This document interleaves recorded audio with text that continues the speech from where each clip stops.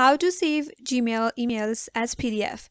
Hi everyone, this is Kate here and welcome back to the channel, and on today's video I will guide you how you can save your Gmail emails as PDF in your device. So without further delay, let's get started. First of all, open up Gmail and make sure that you're logged in with your preferred account. Once you're on your inbox page, select the email that you want to save. Open up the email. And once you're here, navigate to top right or this right hand side.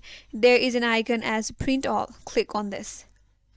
Now you'll see this pop up in your interface. In your left hand side is your email, and on your right hand side click on this drop down. Click on save as PDF.